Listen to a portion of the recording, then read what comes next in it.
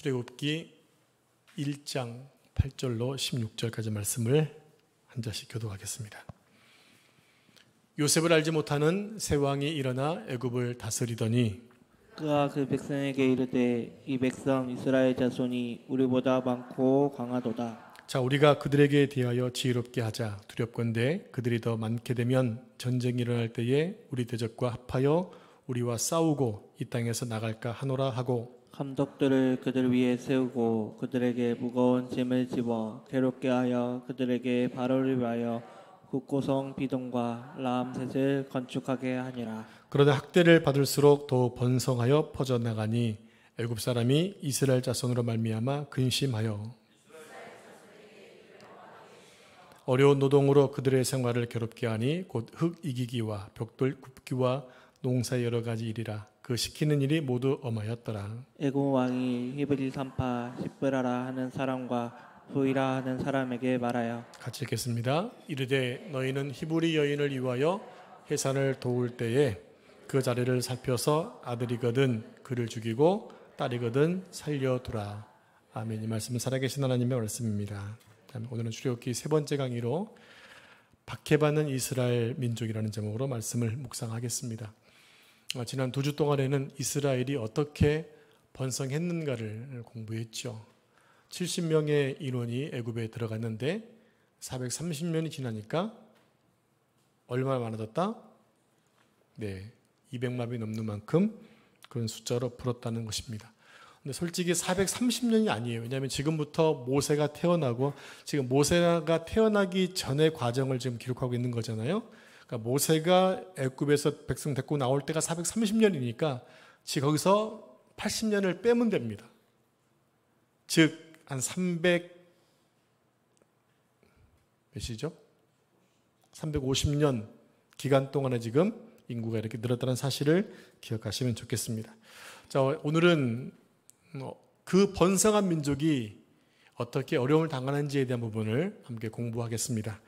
자, 먼저 8절 말씀을 같이 합독할까요? 시작. 요셉을 알지 못하는 새 왕이 일어나 애굽을 다스리더니. 그 새 왕은 누구냐면 애굽의 15대 17대 왕조가 셈족 계열의 힉소스 왕조라는 그 셈족 계열의 사람들이 애굽을 다스렸어요. 근데 그 힉소스 왕조를 물리치고 새로이 들어선 함족 계열, 원래 함족이 아프리카 대륙의 지배자들이었거든요. 그 민족이 다시 힘을 얻어서 힉소스 족속을 물리치고 18대 왕조를 이룬 투트모스 1세다라고 하는 것이 보통 학자들의 주장입니다. 과거 우리나라에도 한반도에도 똑같은 나라가 계속 있는 것이 아니라 계속 왕조가 바뀌었잖아요. 그런 식으로 애굽에서도 문화가 계속해서 왕조가 바뀌었다는 사실을 이해하시면 좋을 것 같습니다. 그러니까 요셉의 총리로 등극했을 때는 요셉과 같은 셈족 계열의 왕조였기 때문에 셈족을 등용해서 쓰는 데 문제가 안 되었다고 하는 거죠. 이것을 보면 하나님께서 역사를 주관하고 있다는 사실을 배울 수 있게 되는 것입니다. 그런데 새 왕이 요셉을 알지 못했다라고 기록을 합니다. 뭔가 모르는 음습함, 뭔가 모르는 두려움이 지금 딱 밀려오잖아요. 왕조가 바뀌었는데 그 왕조가 요셉을 알지 못한다. 이 말은 애굽의 새 왕이 요셉을 직접 알지 못했다는 것과 동시에 이전에 요셉이 쌓았던 공적에 대해서도 전혀 관심이 없었다는 얘기입니다. 즉, 이 얘기는 뭡니까? 요셉과 상관 있는 모든 사람들 나랑 상관없어. 이 얘기가 동일하다고 하는 거예요. 또 오늘 우리는 하나님께서는 요셉을 알지 못하는 새 왕의 등장을 통해서 두 가지를 교훈해 주고 있습니다. 한 가지는 인생에는 복이 오면 고난도 온다라는 거예요. 또 반면에 고난이 오면 뭐도 와요? 복도 옵니다. 그래서 예레미야서 보게 되면 이렇게 계속해서 바뀌죠. 평강과 고난이 계속 바뀝니다. 사람들이 이렇게 생각할 수 있어요. 평강, 고난, 그 다음에 평강, 고난. 근데 순서는 그렇지 않습니다. 평강, 고난, 연달아 고난, 더블 고난이 될 수도 있고, 어떤 경우는 평강, 평안, 평온, 평화 그럴 수도 있다는 얘기입니다. 그러니까 우리 인생에 대해서 우리가 예견할 수 없다라는 거죠. 그 얘기는 뭡니까? 하루하루를 충실하게 살라는 겁니다. 하나님을 믿고, 이게 우리 성도의 자세라고 하는 거죠. 자, 그러니까 하나가 뭐냐면 인생에는 복이 오면 고난도 온다는 사실을 기억해야 한다는 얘기입니다. 애굽의 새 왕조가 들어서기까지 이스라엘 민족은 온 세상 사람들이 보기에 놀랄 정도로 생육하고 번성했습니다. 심히 강대한 나라가, 강대한 백성들을 이루었습니다. 그런데 이러한 이스라엘 민족의 복은 새로운 왕조의 입장에서 볼 때는 두려운 민족이 되는 거죠. 왜 그러냐면 토착민들의 입장에서 이주민이 훨씬 많아지는 것은 두려움이 될 수도, 대상이 될 수도 있다는 얘기예요. 쿠데타를 일으킬 수 있는 요인이 되기 때문에. 그러면 우리 성도들은 하나님의 은혜로 구원의 복과 또 하늘과 땅의 복을 받았을지라도 그 복으로 인해서 믿지 않는 사람들의 시기와 질투가 있다는 사실을 인지하셔야 하는 얘기입니다. 그럼 어떻게 해야 되느냐? 우리 함께 디모데후서 3장 12절 말씀을 같이 화면 보시고 합독하겠습니다. 시작. 무릇 그리스도 예수 안에서 경건하게 살고자 하는 자는 박해를 받으리라. 아멘. 우리가 믿음의 길을 가면서 세상과 믿음을 겸하여 가면 박해받을 일이 별로 없죠. 근데 내가 세상을 등지고 하나님의 말씀 위주로 살려다 보니까 박해를 당할 수밖에 없다는 것이고, 그것이 우리에게는 도리어 복이 된다고 하는 겁니다. 그럴수록 우리가 더 긴장하게 되고 더 말씀도 살려고 노력하기 때문에 그렇다는 거죠. 자, 또 하나는 뭐냐면 하나님의 은혜를 모르는 자의 이름은 기록하지 않는다라고 하는 거예요.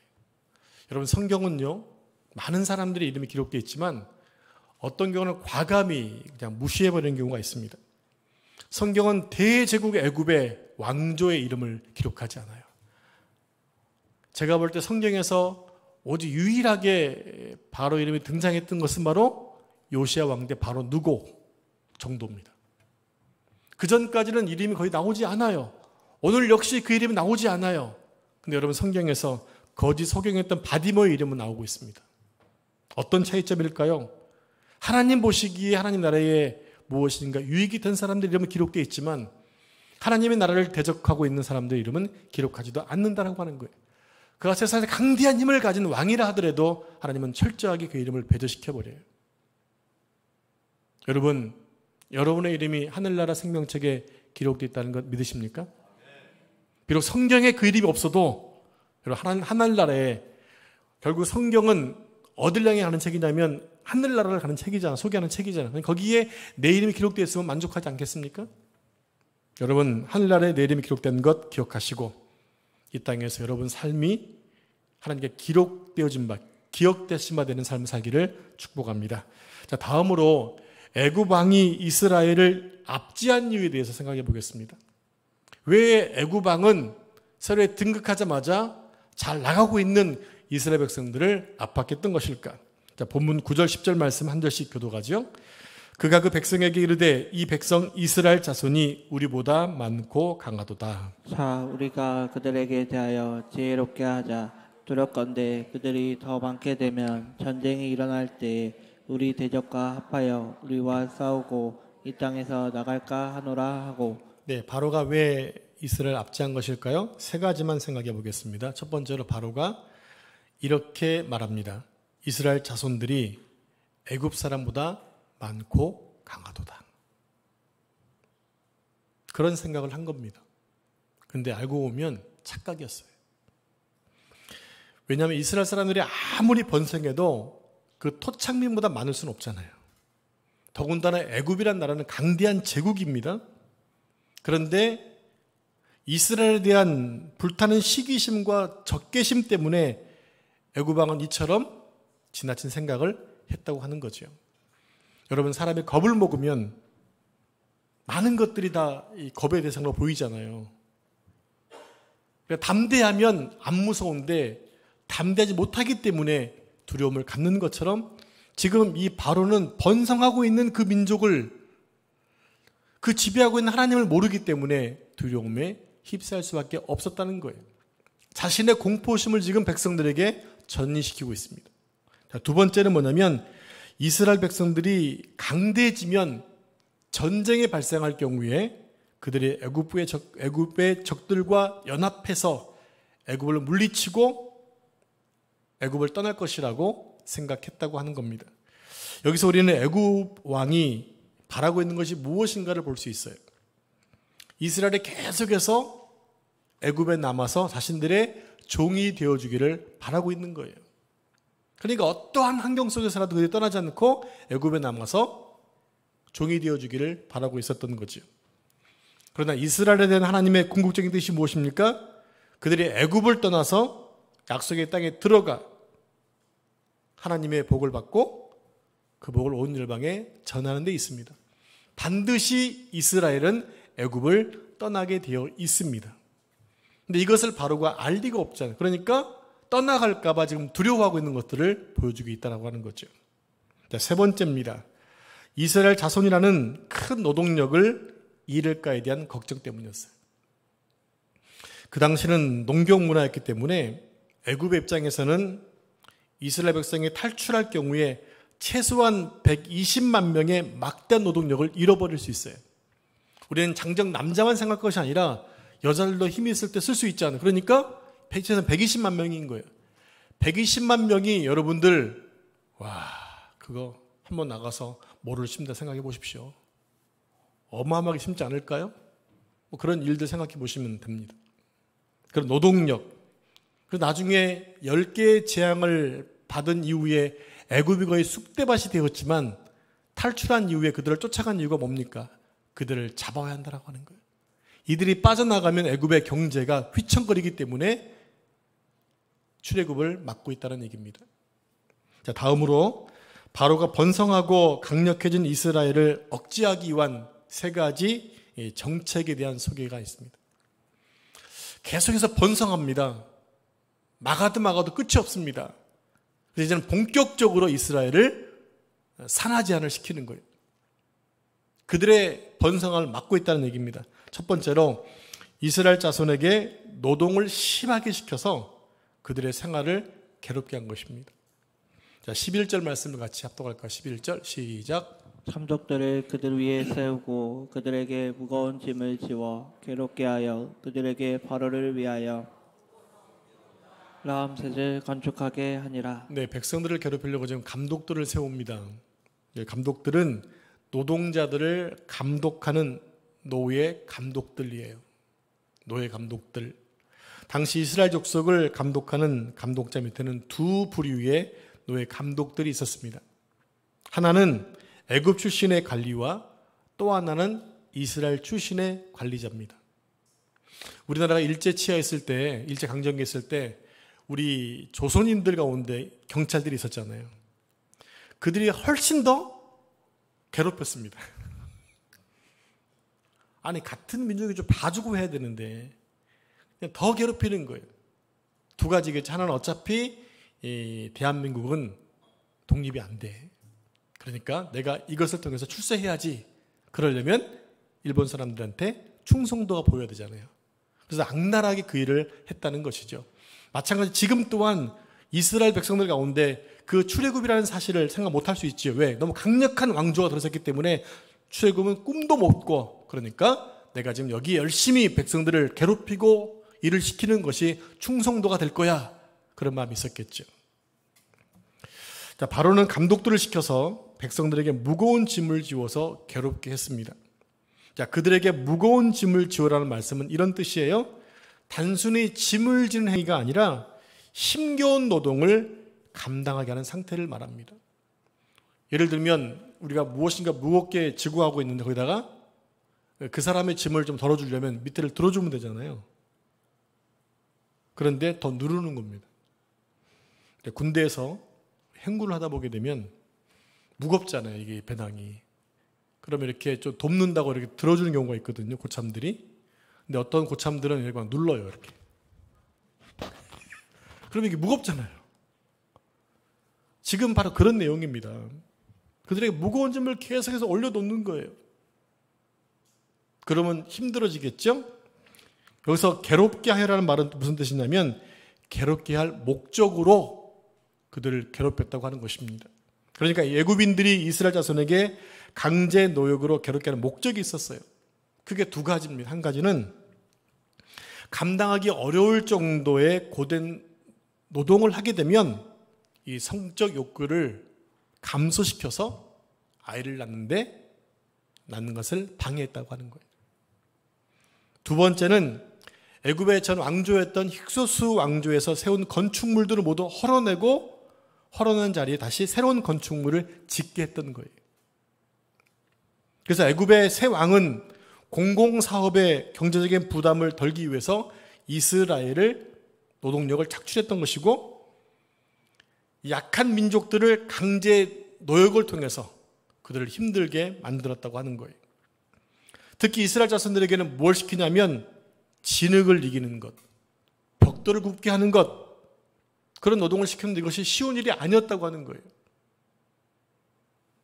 우리의 벽돌 요즘 찍어내는 거 쉬운 것 같지만 그게 쉬운 일이 아니었어요. 제가 중학교 가기 전까지는 아마 벽돌을 찍는 공장이 제 집 주변에 있었는데 그 벽돌을 찍어내는 일이 참 어렵더라고요. 보니까 무거운 시멘트를 부어야 되고 손으로 직접 다 이겨야 되고 그 다음에 틀에다가 부어야 했기 때문에 또 시간 되면 또 옮겨야 되는 이런 일들을 직접 손으로 했잖아요. 근데 이제 이걸 연구해 보니까 이스라엘 사람들뿐만 아니라 애굽 사람들 가운데서 노동자가 있었겠죠. 이들이 주로 했던 작업들은 피라미드를 세우는 데 했던 이 돌들을 가지고 주로 작업을 시켰답니다. 그런데 더 하찮은 이런 하찮은 노동계들은, 그 노예들은 흙을 이기는 일들을 하게 해서 집을 짓는 이런 일들을 했다고 하는 거예요. 자, 그렇게 해서 건축한 대표적인 건물이 바로 국고성이었던 비돔과 람셋이라는 성입니다.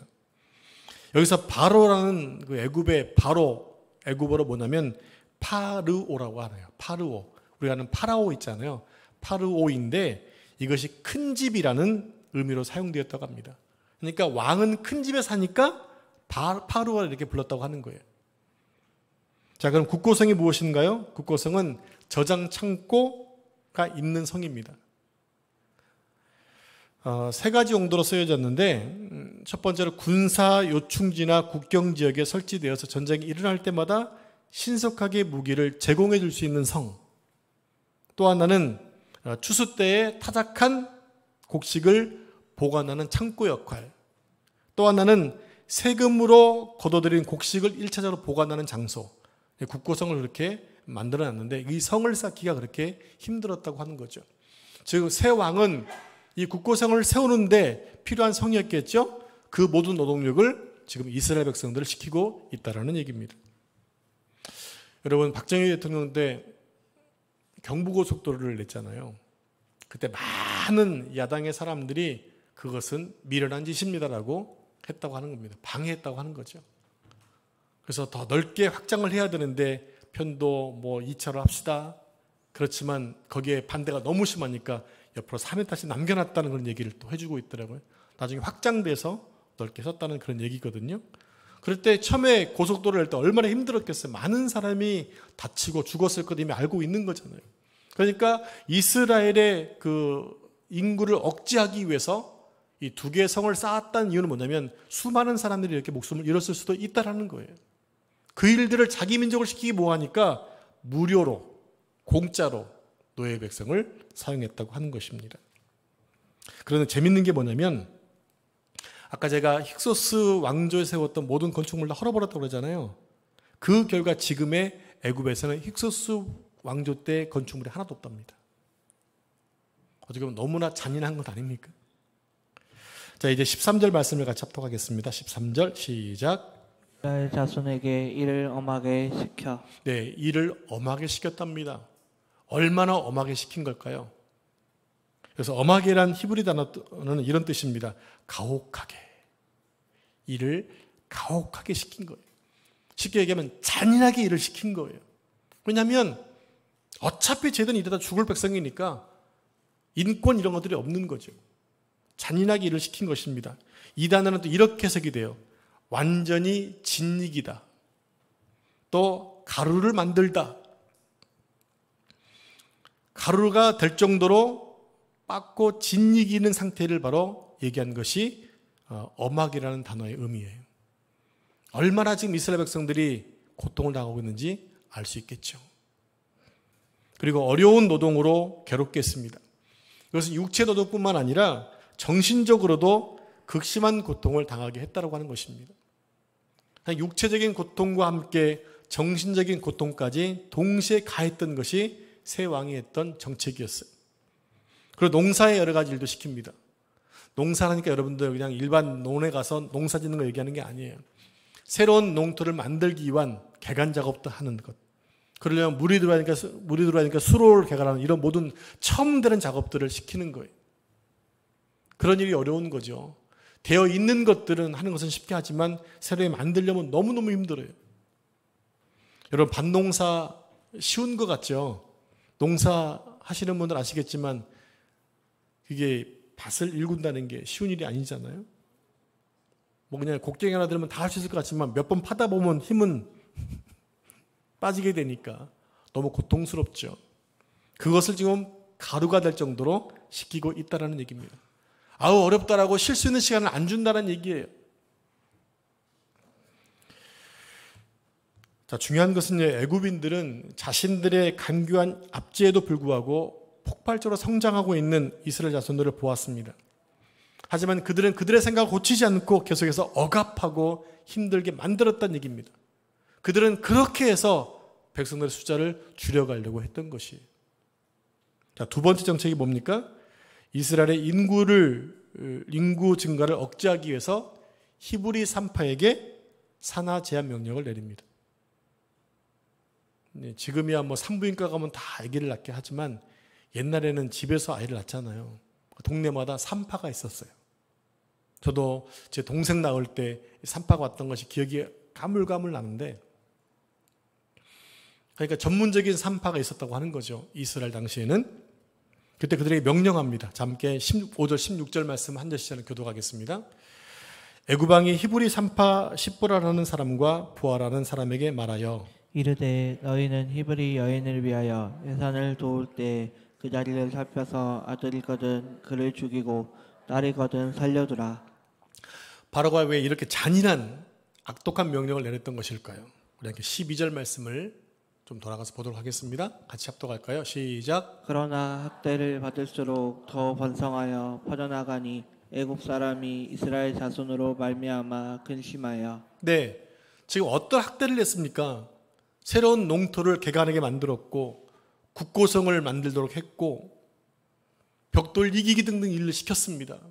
수많은 일들을 그냥 가루가 될 정도로 시켰습니다. 그런데 그 학대 받아도 백성들은 번성하니까 애굽 왕이 두려워했던 거예요. 이 민족은 뭔가 모르는 게 있네 라는 사실을 느끼게 된 거죠. 자, 여기서 학대를 받을수록이라는 말이 무슨 뜻이냐면 지속적으로 괴롭히다는 뜻이에요. 한순간 괴롭혀 끝난 것이 아니라 계속 괴롭히는 거예요. 계속 가스라이팅 하는 거예요. 스토킹 하는 거예요. 그냥 쉴 수 없을 정도로. 즉 단순히 육체적으로만 괴롭게 한 것이 아니라 의도적으로 인격적, 정신적으로 멸시하고 괴롭혔다는 말입니다. 그런데 어떡합니까? 여전히 번성하는 거예요. 바로 입장에서는 너무 황당한 거죠. 더 두려워할 수밖에 없는 것입니다. 그래서 더욱 번성하다는 말은 이런 뜻이에요. 지속적으로 증가했다. 학대를 받았는데 지속적으로 증가했다고 하는 거예요. 인원이 줄지가 않아요. 그리고 퍼져갔다는 얘기는 무슨 뜻이냐면 쏟아져 나왔다는 뜻이에요. 얼마나 많은 인구가 팽창하는지 애굽 왕이 그냥 정신을 못 차렸다는 얘기입니다. 이스라엘 백성의 수가 거의 폭발적으로 증가했음을 말하고 있는 것입니다. 그래서 바로의 모든 계획이 지금 실패하게 되니까 어떤 정책을 피냐면 아예 씨를 말리자로 가고 있는 거예요. 그래서 산하 제한을 하고 있는 거죠. 자, 애굽 사람들이 이스라엘 자손 때문에 근심했는데, 근심했다는 얘기는 몹시 두려워했다는 얘기예요. 몹시 두려워했다. 그래서 첫째 정책, 두 번 정책이 수포로 돌아가자 이제 백성들에게 어떤 일을 하고 있냐면 이제는 남자를 낳게 되면 모든 백성을 그 아이를 하수에 던지라는 명령을 내리죠. 그 전에 보면 두 번째에서 산하지에 내렸을 때 어떤 일이 생깁니까? 십부라와 부하라는 여인이 하나님을 경외했고 하나님을 두려워해서 백성들을 아이들을 살리게 되는 이렇게 핑계댑니다. 대왕님, 우리가 가보면 미리 다 났습니다. 저들은 힘이 너무 좋아서 도착하기 전에 다 나버렸습니다. 그러니까 그것을 죽일 수 없는 거잖아요. 이것이 두 번째 정책, 세 번째 정책, 이것마저 안 되니까 남자를 공식적인 명령을 내리는 것입니다. 이제는 남자애는 다 죽이라는 명령이었어요. 여러분, 이게 뭡니까? 점점 사람은 갈수록 잔인해진다고 하는 거예요. 더 포악해져 가요. 인간의 이 악함은요, 좋아지지 않아요. 좋아지려고 마음을 먹으면 모르겠지만 이 악함과 포악함은 점점 더 사악해져 갑니다. 그리고 그것을 보고는 사람들의 만족도도 점점점 큰 것들을 봐야만 채워지게 돼 있어요. 지금의 드라마나 영화를 보십시오. 처음에는요, 사람을 죽였던 영화 보면 뭐 칼로 싸우는 정도였잖아요. 근데 그것을 더 잔인하게 칼로 베는 장면이 나옵니다. 그런 다음에 총으로, 지금은 너무 잔인하게 사람을 죽이잖아요. 그런데 우리는 거기에 대해서 그냥 끄떡없이 보고 넘어가요. 그만큼 우리가 이미 너무 무감각해졌다고 하는 거죠. 사단은 그렇게 해서 자신의 역할을 지금 무대를 넓혀가고 있다는 얘기입니다. 자, 나중에 이스라엘 계속해서 애굽 왕이 여러 가지 산하 정책이나 남자를 죽이는 정책을 펴나가도 어떻게 번성해 나갔는지 나중에 다시 자세히 묵상하도록 하겠습니다. 자, 결론입니다. 지금까지 내용을 보면 이스라엘이 애굽에서 그처럼 번성하고 또 억압받는 것이 충분히 있을 수 있는 일이었지만 그 모든 것이 다 하나님의 경륜 가운데 있었다고 하는 거예요. 이게 중요합니다. 사실 이스라엘 자손들이 당하고 있는 이 엄청난 고난은 이미 400년 전에 아브라함에게 주셨던 말씀이에요. 우리에게 창세기 15장 13절 말씀을 화면 보시고 합독하겠습니다. 시작. 여호와께서 아브라함에게 이르시되 너는 반드시 알라 내 자손이 이방에서 객이 되어 그들을 섬기겠고 그를 400년 동안 내 자손을 괴롭히리니. 네, 지금부터 400년 전에 하나님이 아브라함에게 이런 약속하세요. 내가 너에게 씨를 줄 텐데 그 씨가 번성할 거야. 그 씨가 애굽에 들어가서 객이 되어서 살 동안 400년 동안 놀랍게 부흥될 텐데 번성하게 될 텐데 그때 그 민족이 그들을 괴롭힐 거야 라는 말씀을 400년 전에 아브라함에게 했던 거거든요. 근데 하나님의 약속의 말씀처럼 100세 얻은 한 명의 아들이 또 한 명의 자식을 낳고 한 명이 두 명의 자식을 낳고 두 명의 자식 가운데 다시 12형제를 낳고 번성해 가더니 그것이 그들이 애굽을 한 이후에 400년 동안 어마무시하게 인구가 번성했다고 하는 거죠. 그런데 그들이 번성하니까 괴로움을 당하게 될 것이야. 이미 하나님이 예견해 놓았던 말씀이라는 얘기입니다. 그런데 그 말씀하신 것처럼 400년이 흘렀지만 그 말씀이 어찌됐다? 성취되었다는 사실을 지금 이 출애굽기에서 보여주고 있다는 얘기입니다. 결국 이스라엘 자손들에게 임한 고난은 하나님께서 이미 배열해 놓으신 고난이었다고 하는 거예요. 하나님의 구원의 때가 임박했다는 사실도 보여주고 있는 거지요. 그 말은 결국 이제 하나님의 구원의 때가 다가왔다는 사실을 이스라엘 백성들에게 말해주고 있다는 얘기입니다.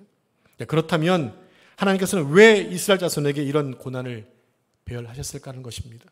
이건 오늘 우리가 적용해 볼 때 하나님께서는 왜 나의 삶 가운데 고난이라는 것을 두실까라는 거예요.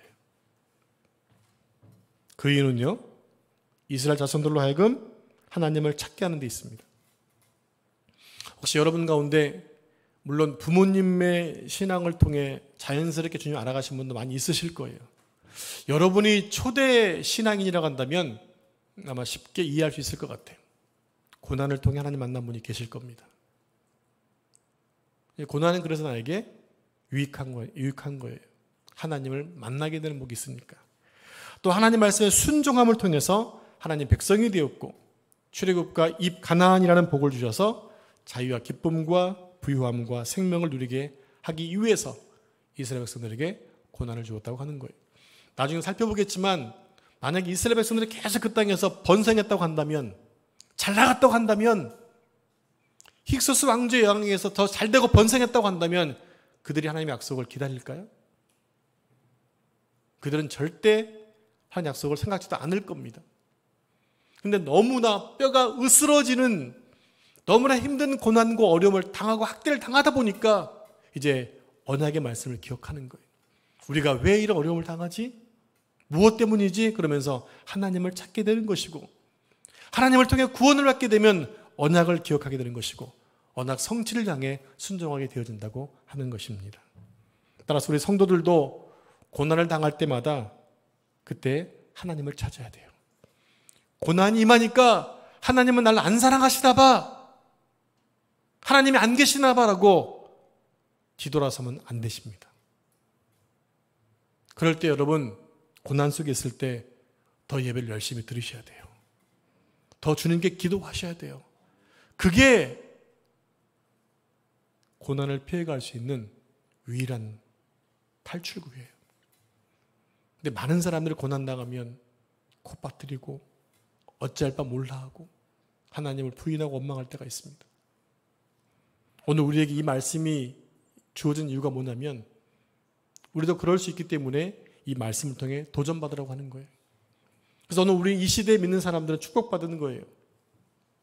더 이상 다른 계시가 필요 없잖아요. 이미 완성된 말씀이 내 손안에 있기 때문에 그 말씀을 통해서 이때 이런 일이 있었구나, 이러면 이래야 되는구나라는 사실을 하나하나 알아가면서 도전받고 새 힘을 얻어야 한다는 얘기예요. 그래야 넘어지지 않고 우리가 목적하고 있는 천국까지 갈 수 있기 때문입니다. 그리고 성도는 살아있는 동안에 닥쳐올 수 있는 여러 가지 어려움과 고난과 환난을 두려워할 것이 아니라 이걸 통해 더 주님을 뜨겁게 만나는 시간으로 삼아서 여러분 천국까지 주님과 동행하며 멋지게 걸어가는 삶 되시기를 축복합니다. 기도하겠습니다. 하나님 아버지 감사합니다. 하나님의 언약은 400년이 지나도 여전히 변함없이 성취되다는 사실을 보게 하시니 감사합니다. 하나님 입에서 나오는 말씀은 그냥 사라져버릴 말씀이 아니라 반드시 열매로 나타나는 사실을 알게 하시니 감사합니다. 우리 모두가 하나님의 언약의 말씀을 기억하며 이 마지막 때를 살아갈 때에 어려움 속에서 우리의 믿음이 후퇴되거나 떨어지는 것이 아니라 더 굳건하게 말씀에 든든히 세워진 가운데 하나님 오심을 준비하며 달려나갈 수 있도록 도와주시옵소서. 어려움 가운데 고난 가운데 더 기도 자리에 모이도록 도와주시고 예배의 자리에서 하나님 만남을 통하여 더 담대하게 살아갈 수 있도록 지켜주시옵소서. 이스라엘이 학대를 받을수록 더 번성했던 것처럼 하나님 은혜도 번성하고 더 크게 이루어질 줄로 믿습니다. 우리 삶 가운데 그것을 경험하며 그것을 전하는 삶을 살 수 있도록 축복해 주시옵소서. 이 모든 말씀 우리 구원자 되시는 예수님의 이름으로 기도합니다. 아멘.